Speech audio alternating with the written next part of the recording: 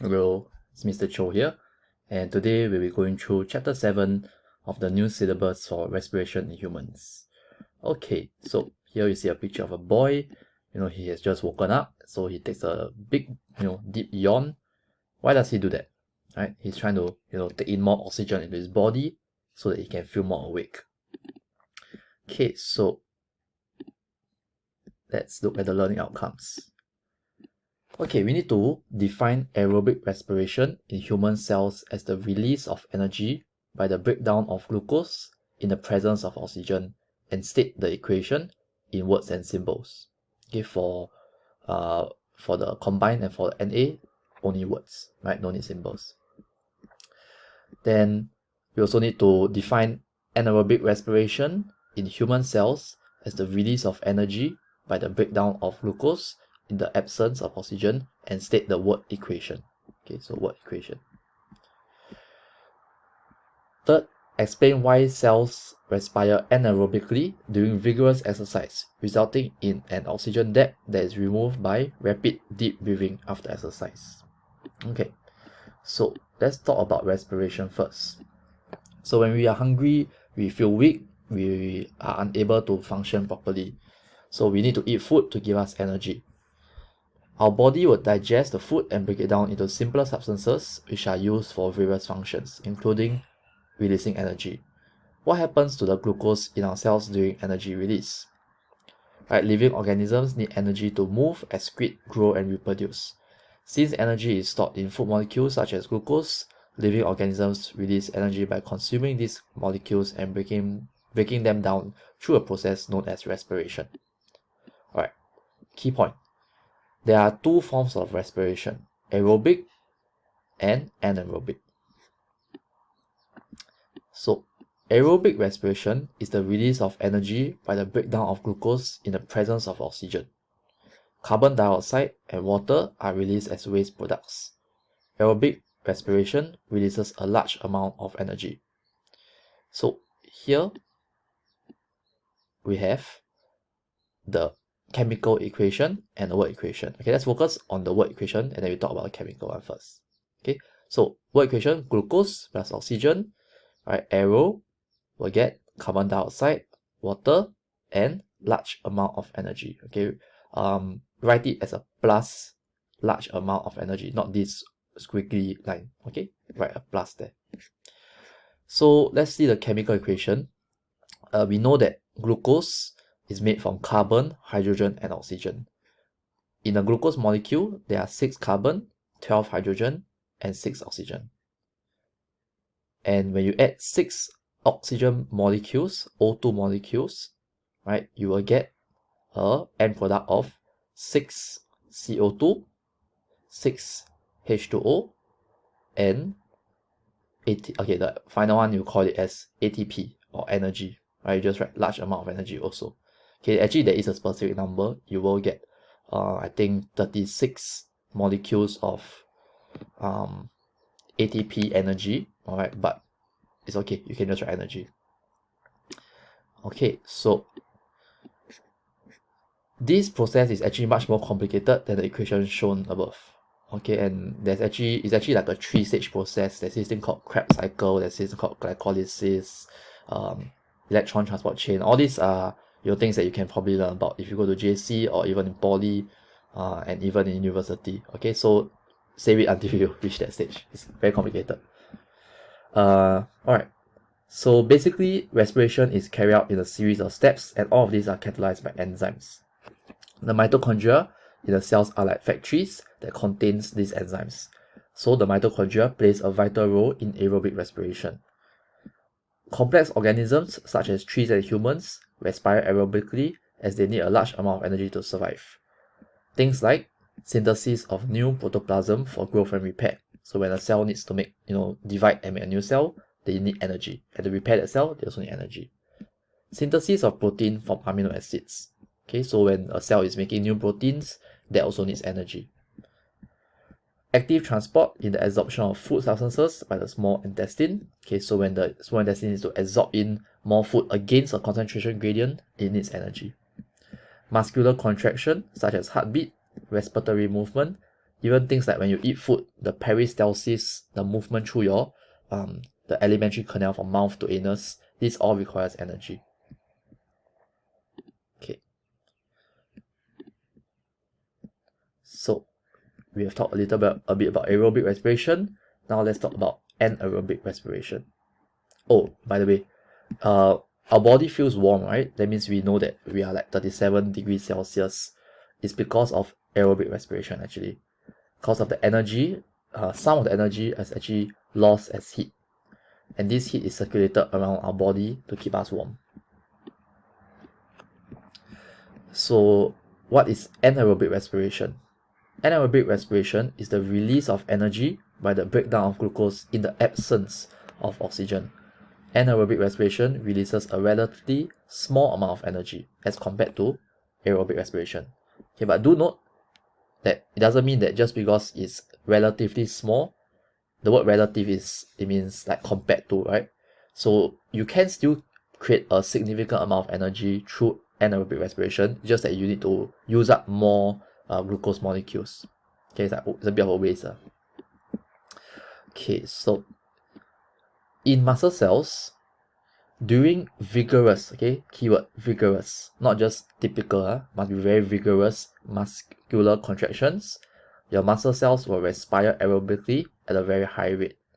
You may start panting in order to remove carbon dioxide and take in oxygen at a faster rate. Your heart will also begin to beat faster so that the oxygen can be transported to your muscles at a faster rate.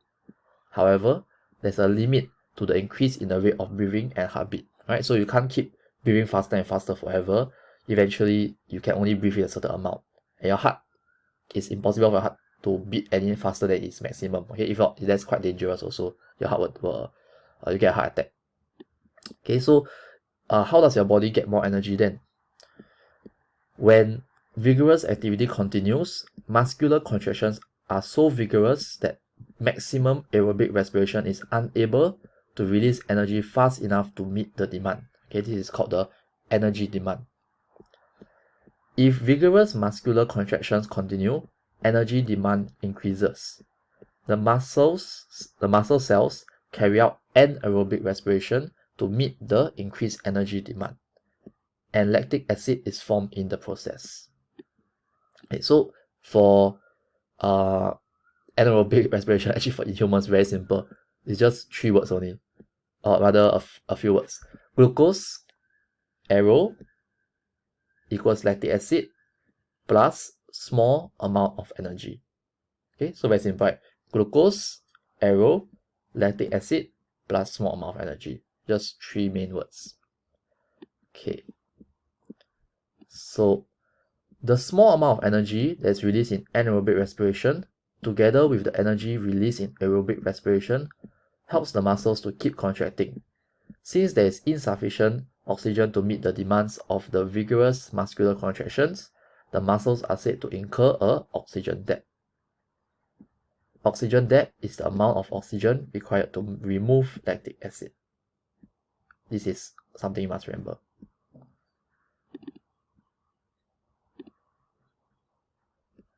Okay, so how can we remove this oxygen debt after a race? Firstly, continuation of a fast heart rate. This will result in a continued and fast transport of lactic acid from the muscles to the liver. Okay, so after you exercise, let's say you run, there's going to be some lactic acid built up in the leg area, right, in the thighs and the legs. So the lactic acid will be sent to the liver. Also, we need oxygen to move from the lungs to the liver. Okay, and this will help to combine with the lactic acid, and then you will do something to it, which I'll explain later. Okay, so part 2, right, there's a continuation of deeper and faster breathing. So this results in a continued and fast intake of oxygen by the lungs. Sufficient oxygen is required to remove lactic acid from the blood. Once the lactic acid is removed, the oxygen debt is repaid.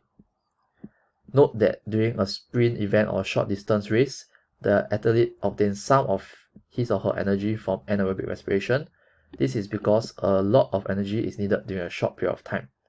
the oxygen supply to the muscles is insufficient for aerobic respiration to meet the energy demand. Okay, so all in all, right, it's quite a complicated process, but we can just simplify it to a few key sentences. Okay, one theory, right? This is a rather controversial theory. It's about the role of lactic acid in causing cramps. Okay, so in the old syllabus, students will actually be asked to write that they're actually told that lactic acid causes cramps, fatigue in the legs, and that kind of stuff. Okay, but new studies, right? Around maybe after year 2010 plus, actually start to prove that this may not be true, and so this is removed from syllabus in the new syllabus. But if you are studying old syllabus, please still learn that. Okay, so let's talk about how we can actually study respiration. Now, I want to clarify this misconception that a lot of people have. All right, people in common words, right, or common language, we tend to say, oh, I'm respiring harder or something, to mean that I'm breathing harder. But actually, this is not true in biology. Okay, so respiration in biology refers to cellular respiration, right? The breakdown of glucose in the mitochondria or in the cells, right? Whether it's anaerobic or aerobic. And so it is completely different from breathing, which refers to the process by which air moves in and out of the lungs. Okay, so we can easily see when someone is breathing. You can just feel the nostrils or the mouth, you can feel the breath. But how do you actually check if something is respiring? Okay, so because most complex organisms, even things like snails or other plants, they also do respiration, both aerobic and anaerobic. Then we can actually use those as models to test. Okay, so how do we do that? In aerobic respiration, oxygen is consumed, while carbon dioxide, energy, and water are released. Okay, large amount of energy. Some of the energy released is in the form of heat. Therefore, if we can show that an organism consumes oxygen and gives off carbon dioxide and heat, we can say that it respires aerobically. Anaerobic respiration in humans is difficult to detect. This is because it does not require the consumption of oxygen and it may not produce carbon dioxide. However, microorganisms such as yeast do produce and give off carbon dioxide when they respire anaerobically. Therefore, if we can show that yeast gives off carbon dioxide in the absence of oxygen, we can say that it respires anaerobically. Okay, so these are just using models and logic, right, to identify something. I just want to add on one point about lactic acid. Lactic acid, being an acid, it does bring the pH of your blood lower. Okay, so our body cannot have too much lactic acid. If not, the pH of the blood will become not correct lah. Okay, the normal pH of our blood is about maybe 7.4 or something like that. If it goes too low, then it can be actually dangerous for our body. Okay, so that is why the lactic acid has to be removed. It cannot be allowed to linger in the body for too long. Okay, so let's look at this experiment. So in this experiment, they are using this thing called, the aim is to find out whether carbon dioxide is given off during aerobic respiration. Okay, we know it will be given off. But how do they prove that? We have this thing called potassium hydroxide solution over here in A, and this is used to absorb carbon dioxide. So you're getting air, you're pumping in the air from the surroundings into A. You need to remove the carbon dioxide because there is always going to be a small amount of carbon dioxide in the air around us, maybe about 1% or less than that. Okay, then the air will move through the lime water. Now lime water, as you all have learned in chemistry, lime water will turn chalky white in the presence of carbon dioxide. That's correct. Okay, and then the air will then move through. Okay, why is there B? B is just there to prove absolutely that there is no carbon dioxide in the air that's coming in. If B turns chalky white, that means that you know that your potassium hydroxide solution did not work, and so you should try and redo the experiment. Okay, so now the air flows to C, where there are two snails. Snails, are living creatures, and they also respire aerobically and also and sometimes anaerobically, but mostly aerobically. Okay, so when the air goes through them, the snails are breathing in the air into their bodies. Snails don't have lungs like we do, but they actually can use their skin to absorb the oxygen. So they will then do aerobic respiration, right? And they will release carbon dioxide.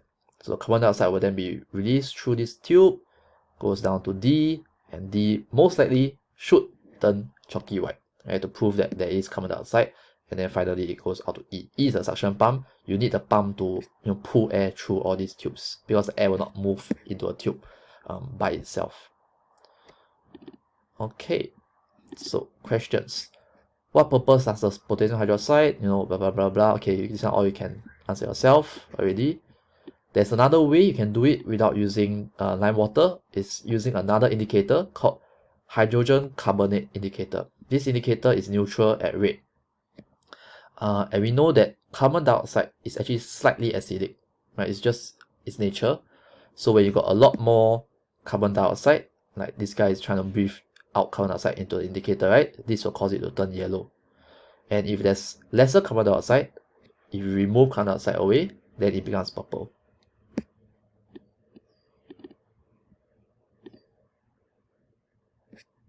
Okay, now let's try and study anaerobic respiration.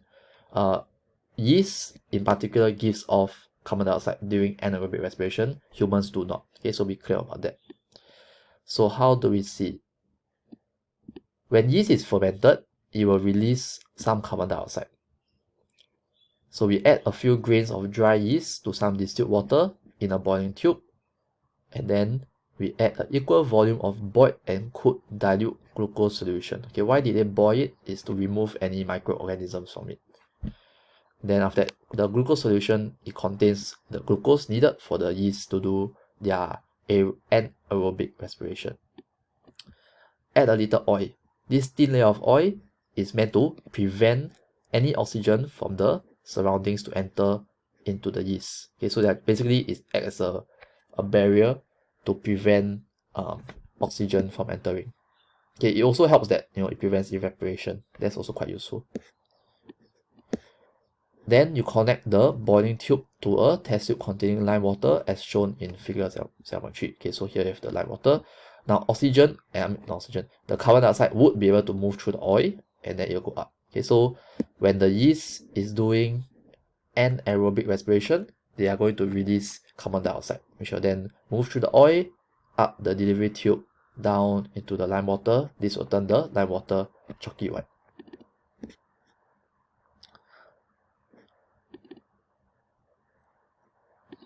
Okay, you can try and answer these questions yourself, write the answers here. And then, okay, this is just a picture of yeast cells. Okay, so this is actually what we eat, when we are drinking, we are eating bread, eating pastries. They are made from yeast, right? Or rather, yeast is added to all this to make the flour rise. Even when you drink alcohol, right, it contains yeast also. And okay, so why is respiration important to humans? Okay, can you write down the answers for this practice 7.1? Okay, all the answers, blah blah blah. Okay, and let's pause here, and I will upload the video, next part of the video soon. Okay, see ya, peace out. Oh wait, troll, I forgot to show you the video. Okay, so let's watch the video to sum up what we just learned about aerobic versus anaerobic respiration.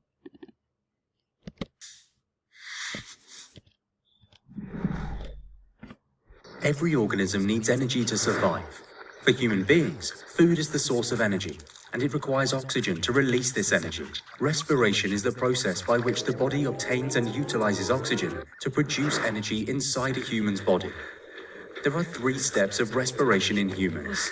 Breathing is the process of moving air into and out of the lungs to facilitate gas exchange with the internal environment. This brings in oxygen from the air and flushes out carbon dioxide. Internal respiration is the exchange of substances between blood and cells, whereas cellular respiration is the release of energy from food substances in living cells. Today, we will discuss cellular respiration only. Cellular respiration. There are 2 kinds of cellular respiration, aerobic and anaerobic.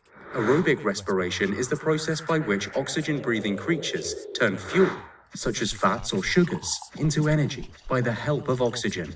The key organelle inside cells of aerobic respiration is the mitochondria, where the glucose molecule from the food goes through a multi-step process, such as glycolysis, Krebs cycle, and electron transport chain. At the end of this multi-step process, one molecule of glucose, with the help of 6 molecules of oxygen, can produce 36 molecules of adenosine triphosphate, or ATP, along with 6 carbon dioxide molecules and 6 water molecules. This makes aerobic respiration a very efficient process. All multicellular organisms and some yeast can carry this type of respiration. Aerobic respiration is needed by many processes in our body to run properly. Muscle contraction, such as in limbs, cardiac, and peristaltic motion, need the ATP generated through respiration as their fuel.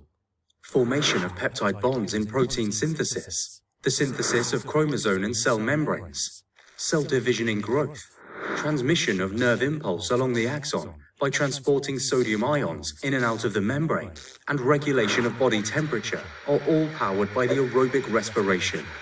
The examples of anaerobic respiration are alcoholic fermentation, lactic acid fermentation, and process rigorous muscular activity. Alcoholic fermentation is carried out in plants and some yeast, Saccharomyces cerevisiae, which sugar is broken down to release energy. One molecule of glucose turns into 2 ethanol, 2 carbon dioxide, and energy of 2 ATP is released. This process is an economically important process that is used in bread making and brewing beer and wine. Some bacteria, such as Lactobacillus bulgaricus, cause milk to turn sour and form yogurt. The bacteria feed on sugar, which is then converted into lactic acid and energy. This energy is also equivalent to 2 ATP. The bacteria turn glucose into 2 lactic acid and energy of 2 ATP. In human beings, during strenuous activity, breathing is not able to provide sufficient oxygen for respiration. Muscles experience a shortage of oxygen, so the aerobic process becomes anaerobic. This change causes formation of lactic acid. Accumulation of lactic acid causes muscular cramps and fatigue as a safety measure to protect the muscle cells. Rapid breathing after the activity helps to repay debt by increasing oxygen in the muscles, thus converting the process back to aerobic. Okay, and with that, we really come to the end of this lesson. Okay, thanks and bye.